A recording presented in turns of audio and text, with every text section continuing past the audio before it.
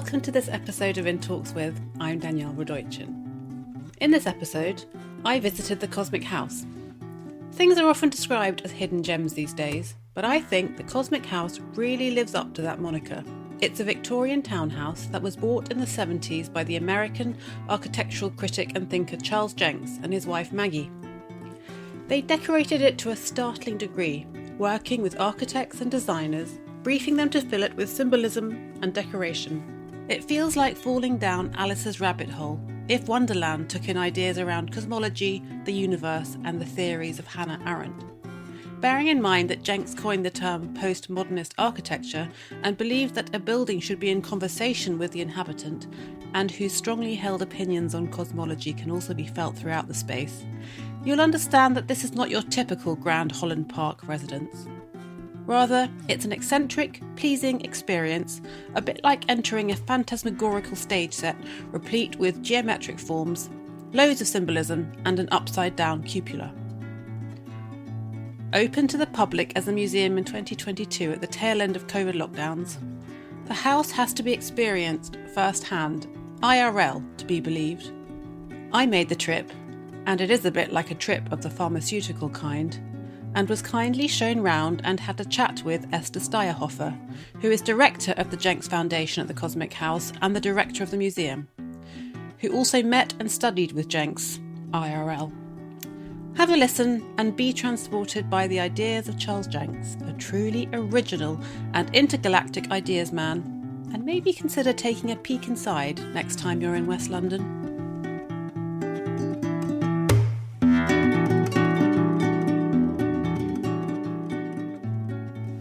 Hi Eszter. Hi. Thank you so much for joining me today and for speaking to me. You are director of the Jencks Foundation at the Cosmic House. Yes. Thank you for coming by. It's very exciting to have you here. It's my pleasure, and it's what I think it's the most interesting place I've ever recorded in terms of a room. So that's exciting. But I just wanted to start before we move on to talk about the Cosmic House. I was just hoping that you could explain what the Jencks Foundation is. Yeah, so the Jencks Foundation was set up quite recently. So we first opened the Cosmic House to the public in 2021. Charles... COVID times? Still? COVID times, it was just in the middle of COVID times. So I joined the team and I started to work together with Lily Jencks, Charles's daughter, who's our founding director and our chairwoman today. So I started to work on the idea of the foundation in 2020 together with Lily. So it was quite challenging and unusual times. But Charles himself was already involved in the idea throughout his life. I always say that in some ways... Funnily, I don't think that this is a house that was turned into a museum, but it feels often that it's a museum that was lived in for a short period of time. But I think that it was toward the end of his life when Charles decided that he's going to open the house as a museum. And we are a Grade 1 listed building, which is, the highest protection in the UK. And very unusual to be Grade 1 listed for such a young building. It is very unusual, indeed. So the building itself, the skeleton of the building is part of the Victorian, street. So the building itself dates back to Victorian times. We're an end of terrace Victorian house, but the listing was given for Charles's intervention, which is dated to that period between 1978 and 83. And so Charles himself wanted to set it up as a museum, and the foundation, he was set up by him? No, so Charles had plans for the house to open as a museum. And there are some changes and transformations that happened that Charles, initiated. So we were walking around the house earlier today and I was showing you the various different levels. On the lower ground floor, on the garden level, there's the only new addition to the house, which is the gallery. So Charles designed together with Lily the new gallery space, which is the new addition. So, he had some ideas. He did not set up the foundation itself. So that was coming later. Charles passed away in 2019 and we set up the foundation in 2021. We are an educational charity. I think, first of all, because I don't think many people know what the Cosmic House is. It's like one of London's little secrets. And even, I think with Holland Park today, people often dismiss it. Oh, it's a neighbourhood for wealthy people. But actually, it really does have a lot of artistic heritage at its heart. I was thinking about the area, and I was thinking obviously about Lucian Freud, who worked and lived in Holland Park. There's the Opera House in the park nearby, the Design Museum, where I believe you worked for a while. I worked at a design museum previously, yes. Yeah, not too far from here, just on the other side of the park. And architecturally, the area is quite interesting as well. I looked up a few buildings in the area, and there's like Aubrey House, which dates back to 1698. And it's where meetings for the suffrage movement were held. So there's already some sort of intellectual ideas happening in the area. Another house, Debenham House, built in the arts and crafts style by the architect Halsey Ricardo, also a grade 1 listed building. So there's a lot of interesting architecture and a lot of cultural ideas surrounding the area. So in that respect, it already feels like it's really interesting. Is that something you think correct. about? And I would also say that, it's if you look just at the very immediate vicinity of the Cosmic House in Holland Park, but if you look at the Chelsea, Kensington borough, it's one of the most diverse boroughs of London. So, we have a lot of diversity.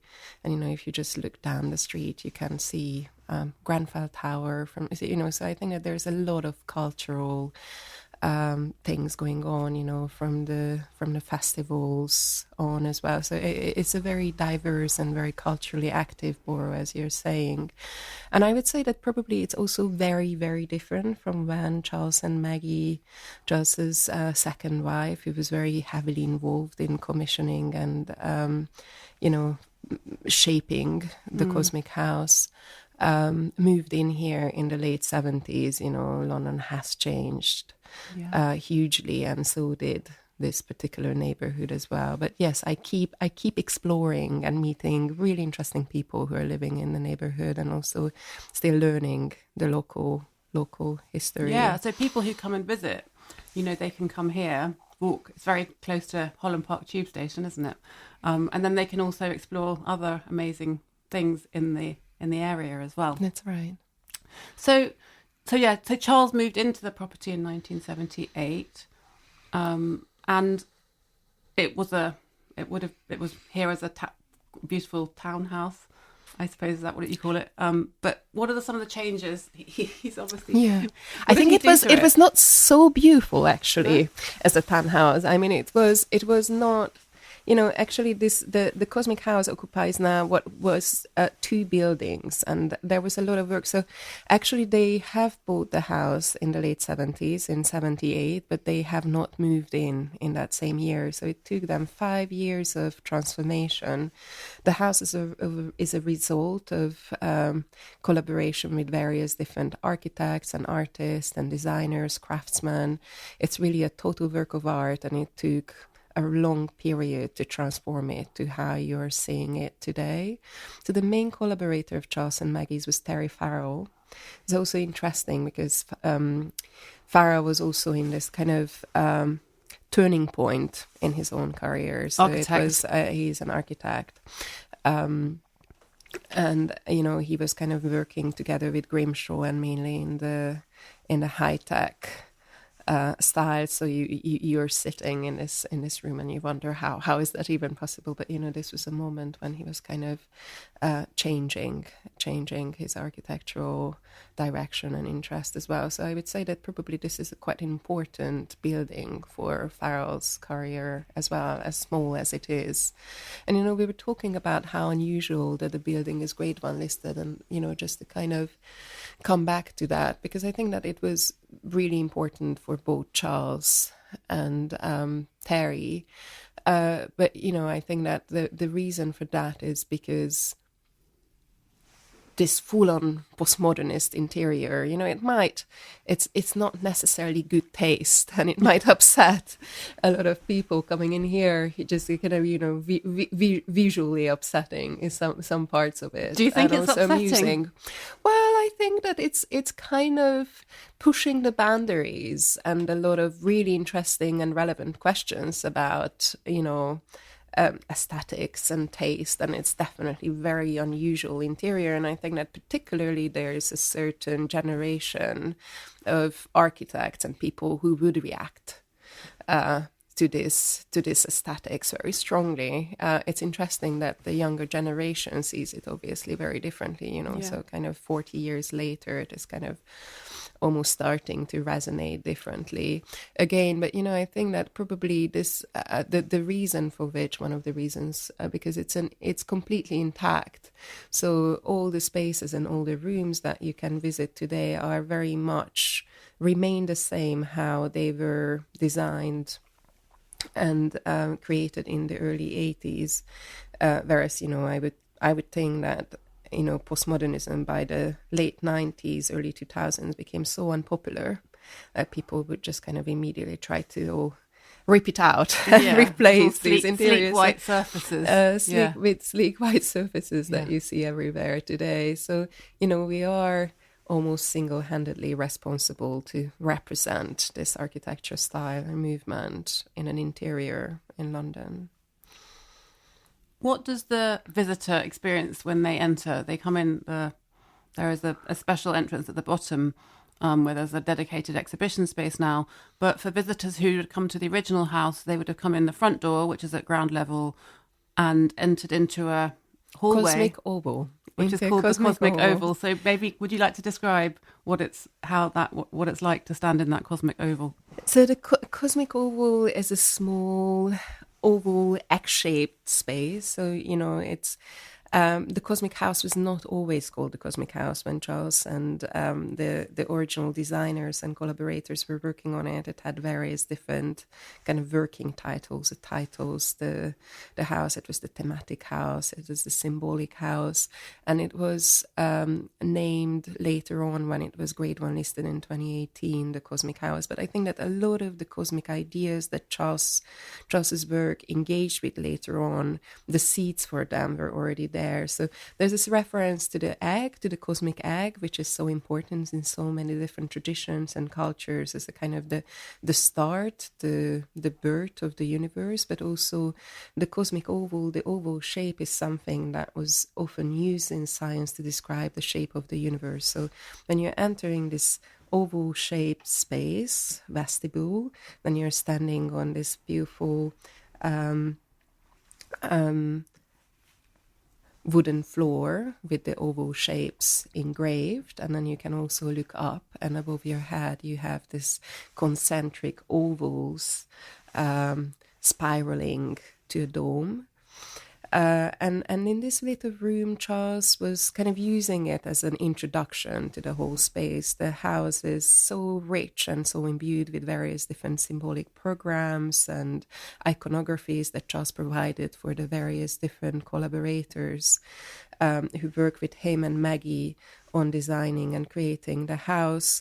So it's kind of this little space encapsulates many of these ideas. So the other thing that you see here besides this cosmic references is a culture history frieze, which is depicting kind of the iconography of a Last Supper, but this one is a very unusual Last Supper in that all the various different figures here sitting around this cosmic oval table are coming from different geographies and different times. It's in a way, it's almost like a diagram of 2,000 years worth of culture history, starting from ancient Egyptian and Chinese references, going up to, through Pythagoras to Hannah Arendt, these various different important thinkers for Charles and Maggie in conversation. So already when you're coming into the house, you're already being exposed to great thinkers and people who were grappling with big ideas. Yes. Because I know, well, I'll come to I wanted to talk about some of Charles Jencks's ideas, but I know he was very interested in architecture and ideas. But can you talk a bit about the central staircase? Yes, so I would say that's the main feature of the house, the central staircase. It's also very unusual to have a central staircase in a Victorian terrace house, and that was the big architecture gesture that Terry Farrell did, and it also kind of structures a house in a very interesting way as we were walking around, and also just trying to find a good spot for our recording in this house, which is almost impossible acoustically because all the spaces are semi-open. So, you know, sound travels across the different levels and the different rooms, obviously. But the central staircase is a cast concrete cantilever structure. It's very, very intricate. It's actually Inigo Jones's Greenwich House. That was one of the inspirations for Charles to look at. But it's also very special. The technique of, you know, this cast concrete staircase is really, it was probably quite a challenge at the time to be put in place. And then, you know, it became an important structural spine for the house, in which all the different spaces rotate around this central staircase. But it's also the symbolic spine of the house. As for Charles's program, there's the Solar Stair. It has 52 steps as per the 52 weeks of the year, and then you have 7 incision on each step. You can probably try to find your own birth date. So there's a month for each step. There's 4 steps, 5 steps for each month. Right. And then where the rods were holding the structure in place, those little holes are filled with these beautiful little medallions designed by Charles together with Ilinka Cantacuzzino, who was a female artist responsible for all the glassware throughout the house. And these are the little zodiacs that are kind of, annotating. You kind of understand more or less where in the year you are as you're ascending the staircase. We are sitting in the architecture library, and the step that is leading to the architecture library is the 21st of June, which is the summer solstice, but also happens to be Charles's birthday. Oh, wow. Which is your favourite room? Oh, I like them all. They're all so different in character. I mean, the library where we're sitting, it's definitely quite a special space. And, you know, beside kind of having the original interiors of the house, we're also holding Charles's archive here. So in the architecture library, we are holding his architecture library, which is, from our perspective, it's not really just the library, but it's really Charles's archive, and it's a testament to his working methodology. So you will see this wonderful, he was describing this as the village of the books. So, you know, he resisted this beautiful white, very strict grid of modernist architecture that you would, you know, the bookshelves are so modernist. So he designed these bookcases which are representing different styles throughout the history of architecture. You also have in the center of the room these 2 freestanding slide scrapers which are holding Charles's slides that he created for his books and lectures. And you see the yellow labels that were his own labels, so you kind of get a very good understanding of how he was categorizing history and knowledge that he was accumulating throughout his bookshelves. And also, if you were to pick a book from the shelf, then you will see that each book is marinated in marginalia. He was taking a lot of notes, and it's full of clippings and photographs and cuttings from different newspapers, and so it's a really important resource for us to understand and trace some of the main ideas in Charles's archive. But we are also hosting a lot of contemporary researchers who are coming in. Yes, you do residences here. We are doing residencies. We are working with academics who are engaging with the archive in various different ways. We are also working with artists, and we are doing a lot of artist commissions. So that is something that is happening in the gallery. But also, as we are sitting here, we also have a wonderful work installed in the library, which is a site-specific work by Vienna-based Italian artist Sonia Leimer. Fantastic. So do you ever spend time in here looking into the books and reading his notes and the margins? Yes, I wish I had more time to do that, but definitely we do that. We have a wonderful archivist who is cataloging our collection, and we have an online catalog now that is available.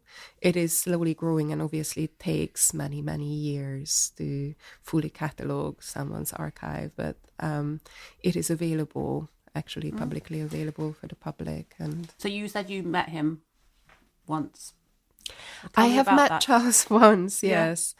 Little did I know that I will end up working at the Cosmic House with the Jencks Foundation. In fact, little did I know about the Cosmic House itself. I knew Charles's writing, and I have read many of his books. And in fact, I came to attend many of his lectures that he was holding throughout London. And I think that this particular one that I attended was at the Architecture Association about 15 years ago, and I was at the time working on my own PhD, writing about history of architecture exhibitions, and I was very keen to talk to him about his involvement in the first architecture biennale in Venice, where he was one of the main contributors, theorizing postmodernism as the new style, the new mainstream. So I wanted to talk to him, and he was extremely generous, and he invited me to come and interview him at his home, which, he gave me the address, but I was totally clueless, coming here and finding this incredible architecture setting. And he was obviously very, very generous talking to me about his work and his ideas. So it was a very inspiring encounter, but, that was way before my role here. So nice you met him. So let's talk about Charles. He was American. He was born in 1939 in Baltimore. He studied at Harvard, studied English. And he also, I think he earned his master's degree at Harvard's Graduate School of Design, and then came to the UK in 1964 initially. And then I think he came and settled here in 1965. And then he studied for his own PhD in architectural history at UCL, University College of London. He was already in London when he wrote his famous book, The Language of Postmodern Architecture. Do you want to just, if you can, just say a little bit, maybe in summary, what he was trying to say with this manifesto? Mm-hmm, mm-hmm. Yeah, so as you're saying, he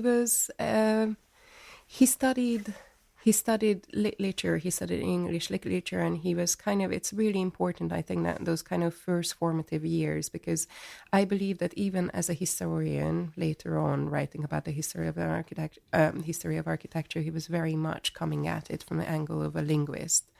So he was very, very interested in meaning in architecture, and he was very interested in tracing semiotics. So when he arrived to London, he was doing his PhD at UCL with Rainer Banham, with whom, I think they agreed about one thing, that they disagreed, which was very productive, I would think, probably for both of them. And he was writing his PhD on the modern movements of architecture, which later on was published as a book. And I would say that probably even before he knew, he was already kind of coining ideas and outlining ideas for his later book on the language of postmodern architecture. It seems quite obvious today what he was writing about. It was less obvious at the time. He was arguing for the plurality of different movements and traditions within modernism, as opposed to one big monolithic movement. So that is something that he actually, in his PhD, he started to kind of map it out and diagrams, so that led into his other big project of the evolutionary trees and diagrams of architecture. And, as a result of the diagram, he started to kind of understand and consolidate his ideas around postmodernism. Was he always a contrarian? Was that sort of part of his personality? I would say so, yes. Yeah. And so he was sort of pushing against the strictures of modernism and what had come, before, for the past, however, like previous half century at least, in terms of architecture, design. And was that what he was disagreeing with his professor at UCL about as well? I think that they were just part of a very different generation, and they had a slightly different reading of of the architectural movements, but they worked together. One of the very first books that Charles published, Meaning in Architecture, where they collaborated together. So Banham also published an essay on it. It's a really interesting format, and it's something that then Charles kind of kept evolving and developing. It's almost kind of hypertext in a printed form. So the book consists of various different chapters and various different essays by different contributors, and then these contributors started to comment on the margins of the book on each other's text, and then they commented also on each other's comments. So kind of a live debate that is unfolding on the pages of the book. And he was interested in this idea that architecture should be a conversation with the inhabitant or the viewer of the space. Yes, he was interested in the idea of architecture that is communicating and that is expressing meaning, and he went against the abstraction in modern architecture. So when you're in this space, there's so much. There's a lot. There's a lot of symbolism. There's a lot of decoration. There's a lot of color. I mean, to me, the colors feel very warm. As I've noticed there's a lot of yellow and warmth, and actually when I was taking some photos with my phone downstairs, I noticed that the colour is so flattering and beautiful and warm, actually. There's no primary colours. Right.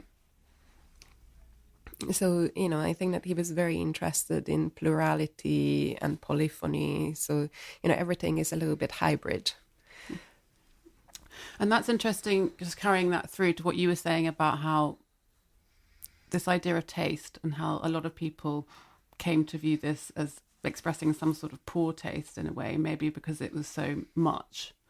I don't know, did he care about what people thought about his taste? Well, when there's that lovely interview on the BBC with Charles, where Charles is describing the house himself almost immediately after it was completed in 1985. And he was always very critical of himself. And, there was, as Madeleine Wiesendorf, one of Charles's close collaborators, always puts it, he took one thing seriously to be always very, he took jokes very seriously. But, he was always very kind of debating himself as much as debating others.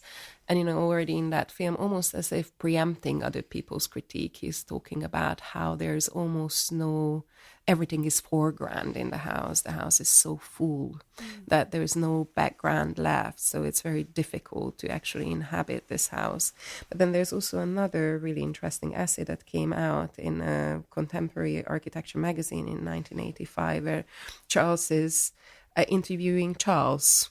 Oh, right. So Charles is interviewing the critic. Charles Jencks is interviewing the architect Charles Jencks, and that sounds like his ultimate dream come true. Yes, it's kind of two voices of a divided mind, and kind of trying to preempt some of the criticism that might come in. But obviously, I think that this house was in a way a test piece for Charles to map out some of the ideas. It's also important to perhaps mention that 1977 is the year when the language of postmodern architecture comes out, and then he starts the building and designing of this house in 1978.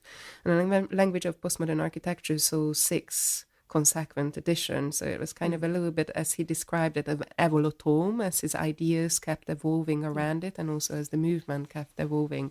So up until 2002, there were various different versions where he was revising these ideas. So I would say that, Charles was not really set in one version or one idea, but he kept, he loved to quote, I have a mind and I prove by changing it, continuously changing it. So, I think that his opinions kept evolving. So, I don't think that it was kind of stuck with that first idea from the 70s. The name, the Cosmic House, and this he was interested in cosmology, so he sort of went beyond the strictures of postmodernism and was thinking about cosmology. How does that? Can you talk a little bit about how that relates to what's going on in the house here with the design? So one thing that we did not talk too much so far, because we were focusing so much on Charles, but obviously his partner and collaborator, Maggie Keswick Jencks, they got married just before they got this house together for their family. And Maggie was so much more than just kind of a wife to Charles. And, she was an intellectual on her own right and an artist. They met at the Architecture Association where Maggie was studying architecture, but by that time Maggie was also quite established as a garden designer, and she studied the history of Chinese gardens because of her family connections. She was fortunate enough to be able to travel to China, but as a Western woman, the only way of kind of understanding the culture for her, opening up some cultural connection was through the Chinese garden. So she is the first, she wrote a book which is titled The Chinese Garden, that was also coming out around the same time as The Language of Postmodernism in 78. And that is the first kind of modern English language book, which is a scholarly study of the history of the Chinese garden. I think that a lot of the ideas around cosmology, particularly Eastern cosmology, were embedded in that book and probably influenced Charles quite a bit.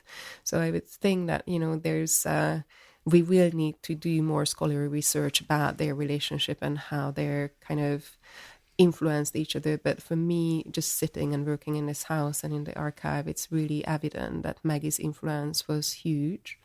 In fact, one of our very first commissions with Marysia Lewandowska, who's a contemporary artist, the Polish artist living in London, was to kind of try to see the house through Maggie's lens. So there's a beautiful sound installation downstairs in the spring room where you can hear Maggie delivering a lecture about the Chinese garden, but it's in Mauritius' hands.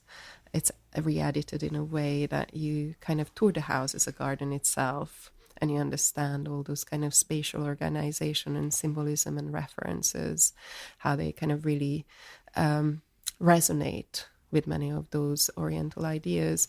So I would say that a lot of the seeds of Charles's later investment with cosmology were already here in the house, but that is something that becomes much more important, much more pronounced in his later work when he starts to work on the land art projects from the early 1990s. And that's again something that Maggie introduced to Charles. So they started to work, their very first work collaboratively was the Garden of Cosmic Speculation in Portrack, which then, after Maggie's passing, Charles continued evolving and working on the design of that garden. But I would say that these cosmological ideas became much more important in Charles's work from the 90s on. So it's almost kind of moving on from one big meta-narrative of postmodernism to another big meta-narrative of the story of the universe that he was exploring through the design of the landscape and ecology. I was thinking as you were talking about pluralism, and I was thinking about how the house to me almost feels like a reflection of culture today because of the internet and social media, and we're exposed to everything and so much of everything. It almost feels like a reflection of that, the house, because it's got that similar, like, so much muchness. Yeah, I think that in some ways, this is very interesting, that because obviously one ambition behind our public program is really keeping Charles's archive and ideas alive through contemporary discourse and contemporary engagement. So we have quite an active commissioning program. And just a response to that observation you just made about the internet and, this kind of hypertext and this, almost the multiverse, this idea of this multiple and fake realities. We had a wonderful collaboration with Rax Media Collective, who's a New Delhi-based arts collective, curators, writers, thinkers, philosophers. And they have spent a time of residency with us. And as the outcome of that, we have commissioned a film with them, but it's really interesting because their interest is really, revolves around different understanding of temporality. And they were reading the house as a diagram of time. We have this kind of spiraling staircase and the 4 seasons on the ground floor, the 4 main rooms that are unfolding around it. There's this kind of cycle of time, but then there's also this kind of idea of the arrow of time. And as Charles is using these different references to different styles, architecture styles that are kind of reused in a strange eclectic melange throughout the house, this kind of non-linear understanding of history. And that is very much reflected throughout also how surfaces appear. I was telling you earlier, gentle knocking on each surface is quite revealing because nothing here is what it appears to be. So there's a kind of a material, play with materials. There's a lot of painted marbled surfaces, there's a lot of trompe-l'oeil, but also there's a lot of mirrors. So when you look in a mirror, then you see what's behind you. So this kind of complete confusion of the sensation of spatial and temporal realities is very much what this house is doing to you. So it was really interesting because when we were working together with Rax Media Collective, they were talking a lot about the significance of the surface, and they were talking a lot about this idea of these fake surfaces or illusionary surfaces almost as this kind of virtual portals to alternative realities, parallel universes, and so on and so forth. And I think that, in a way you could describe easily the house as this low-tech simulation machine. It's a low-tech computer. So it's really interesting that was your observation. No, I think that is really interesting. And, before we started recording, you were talking about how you're keen to keep this space alive. So you don't want it to be a museum that is just something that celebrates somebody who was alive once or people who were alive in the past. It's more of a living, alive space where you have talks and exhibitions. You take it, maybe you travel with exhibitions for it so that it visits different parts of the world. How do you give me an example of one of the residences or discourses or discussions that are happening here? Well, we just very recently opened a new exhibition actually in Brussels. I just came back from Brussels yesterday, which was really energizing and exciting to see the project travel. And that particular commission, it's a long term project. It started back in 2022, not so long after we first opened the Cosmic House, and we're engaging with Charles's archive. And again, as you were saying, yes, it's for us what we really want to preserve here, and what this house, we are grade 1 listed, but what this house really is about is ideas. So how do you preserve ideas? You preserve ideas by constantly challenging them and engaging them through the eye of your contemporaries and engaging with contemporary debates. So this project in Brussels is very much that, in which the project is taking Charles's evolutionary trees, his map of architecture history, and his projections of architectural movements as its starting point. But we have invited initially, together in collaboration with Efflux Architecture 6 contemporary architecture thinkers, practitioners, to rethink these diagrams, these chronograms of architecture, which, how do we see the history of architecture today? Obviously for Charles, looking back into history as a way of projecting forward. So every single time we know there's no objective history. So every single chart or historical map is going to be very revealing of a particular position. And of course, Charles had a very particular position. And, looking at it today, there's a lot of critique that can be formulated. And also there's a lot of blanks. So it's also a question for us, can we start to fill in some of those blanks today? So as the outcome, we had 6 extremely exciting projects, which we first presented at the Architectural Association in London, surrounded by big debates and a symposium. And now, as the second leg of that project, we came to SIVA in Brussels, where we opened a new exhibition with 2 new chronograms added to the exhibition, and we will continue. So we are already planning our next leg in Johannesburg with GSA, which is a fantastic architecture school. And, in this way, travel is becoming very much of the methodology of the exhibition, because every single time we go to a new venue, there's a new engagement, and we can learn from the local practitioners and the local context.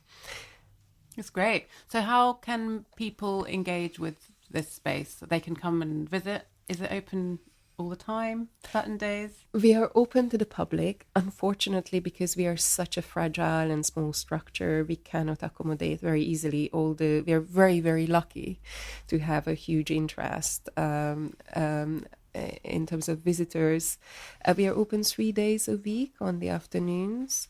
And unfortunately, we can only open for 15 people at a time. So these are very small group visits. But I would say that it also, if you manage to get hold of a ticket, it's also a really wonderful experience, because it's not overcrowded, and it's a really engaging and in-depth, and, it's a slow engagement with the space. And there's plenty to see, because besides visiting the house, we have an active program, and we have various different exhibitions.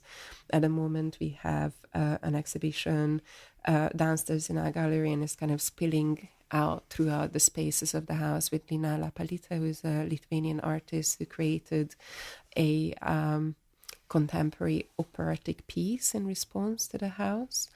And we also have another wonderful piece here in the gallery, in the library space, where we are sitting with Sonja Leimer, with whom we worked for over 2 years. So she came and collected dust from the roof of the Cosmic House, which she took back to the Natural History Museum in Vienna, and she learned to use these very complex microscopes to study these tiny little particles, and she detected the cosmic dust, which then she worked with. And you can see these little cast marble items spread across the room, with a video piece in the background that is explaining a little bit about the scientific process of exploring these objects. But also, it's a really beautiful and very poetic way to think about looking at the universe through the lens of the microscope. And this is these little particles date back to the birth of the solar system. So this is matter that we are all made of. This is the oldest matter that surrounds us. One thing I wanted to talk about a little bit, maybe, and I'm not sure how best to put it in there, but I think that one thing that for me is quite important is just to talk about the breadth of our archive, which is like the various different subjects that are coming together through Charles's work, because there is one that is very obviously links to the history of the house itself, which is, Charles's work as an architecture historian, writer, and his work on postmodernism, and his work as a critic and historian, which is very significant. And, the foundation, we are also an educational charity, and we're involved in so much work with various different universities, and now we are hoping to expand it also to younger age groups, but, thinking about the role of writing in architecture. But then we also have this other aspect, which is not necessarily immediately on site in terms of experience, but it's really important element in our archive. Where is the archive?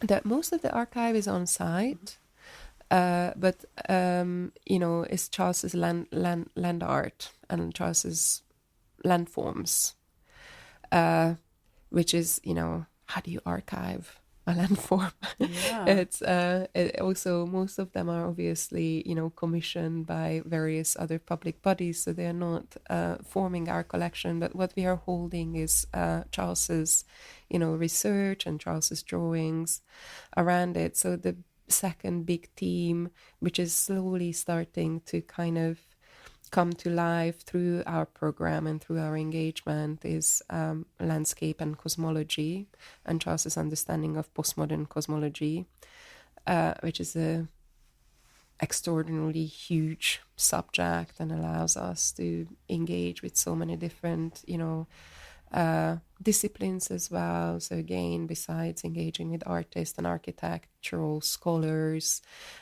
we had residencies with writers, and we had so many interesting scientists visiting us.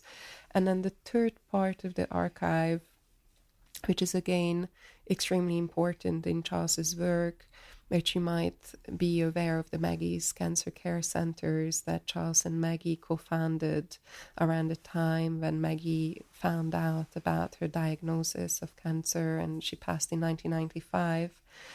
But it is an incredibly important initiative, and whereas Maggie's are an independent body, again, we are holding Charles's related archive. So this theme of health and architecture is another one. So the idea is that the buildings are incredibly, they're beautiful spaces where people who have a cancer diagnosis can spend time. Yes, and have complementary cure that is complementing the NHS care. But it's really interesting, the briefs themselves, and there's always a landscape, there's always a garden that complements these buildings. So it's it's an ever-evolving, ever-growing and ever-moving canon of amazing work. Yes, it is. Yes, because Charles was such a polymath. Yeah. And his archive is so broad that I feel that, it's also a wonderful position to be in, because every single visitor and every single person who come in here will read the archive in a very different way and will find their own ways in it. So, it's a continuous learning curve for me to see and, try to accommodate all these various different approaches, but also, it feels it's never ending. I mean, it's a huge subject, the story of the universe. So we are about to launch a new development engagement program for our patrons, which is extremely exciting, to bring our supporters together and engage them very directly with our program on site and also off site as we are traveling. So we have a little bit of a challenge here because of the number of people who can come through our door. We can't really host major public events at the house. So it's actually quite a productive and interesting constraint for us, because we always have to work in collaboration with partner institutions, which is, forces us into dialogue, which is always wonderful. And all our public program is evolving in a quite collaborative way and off-site. So we have a series of public talks, but we are a small educational charity, and in order to enable to continue both our commissioning work, our residencies, and a learning educational program, we are actively looking for new patrons and supporters to join us in this work and enabling this work. Well, we'll spread the word. Eszter, thank you so much for talking to me and in this beautiful space. It's been such a pleasure. Thank you. Well, it is really a pleasure having you.